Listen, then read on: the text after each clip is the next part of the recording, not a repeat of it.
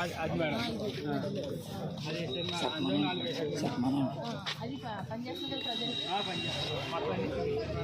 Sir చెప్పండి voice record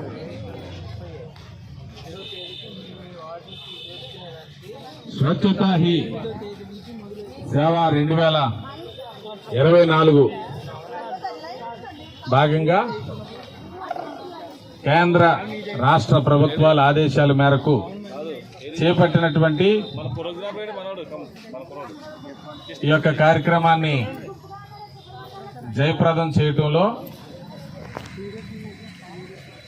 అలాగే పిఠాపురం పట్టణం అంతా ఈ యొక్క విషయం ముందుకు వెళ్ళాలి అంటే గనక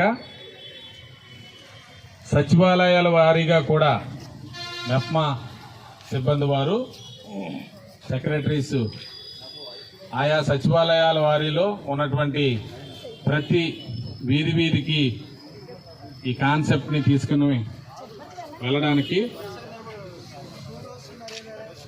అమ్మా ఒకసారి అంటున్నారంటే సింగిల్ రోలే చివరి వరకు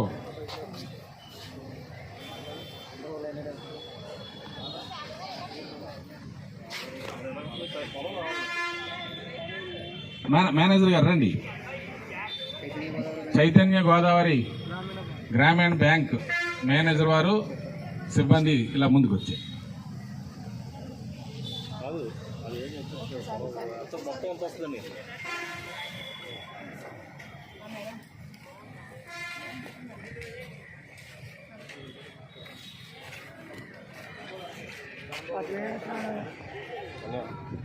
కరెక్ట్ గా నిలబడితే మనం ఇప్పుడు ప్రతిజ్ఞ చేసినప్పుడు చక్కగా కనబడుతుంది. అలా ఎదురు బోదురు నిలబడండి. ఇలాగా ఎదురు బోదురు అలా నిలబడితే మనం కరెక్ట్ గా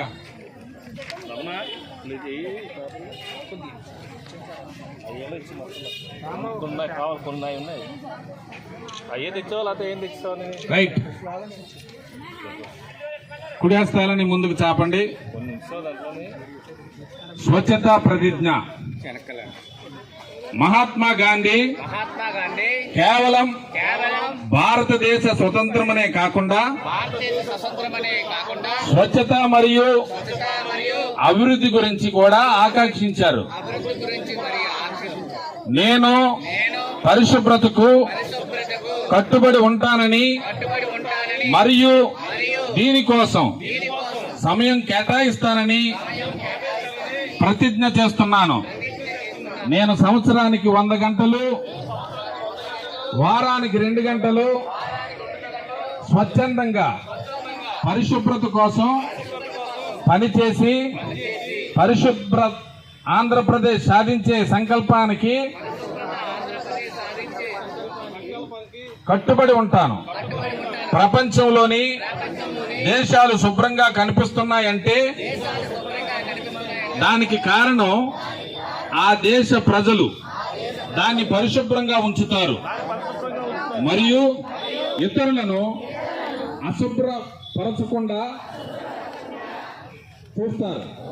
ఈ విషయంలో నేను నా వీధి, నా గ్రామం, నా పట్టణం స్వచ్ఛాంధ్ర కార్పొరేషన్ ద్వారా స్వచ్ఛ భారత్ మిషన్ సందేశాన్ని ప్రచారం చేస్తాను. నేను ఈ రోజు నుండి నాతో పాటు 100 మందితో నాలాగే పరిశుభ్రత కోసం 100 గంటలు సమయాన్ని కేటాయించున్నట్లు ప్రమాణం చేస్తున్నాను.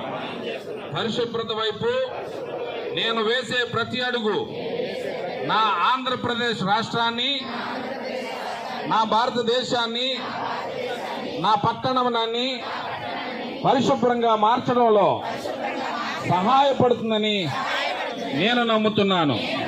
స్వచ్ఛాంధ్ర, స్వచ్ఛ భారత్. జై హింద్.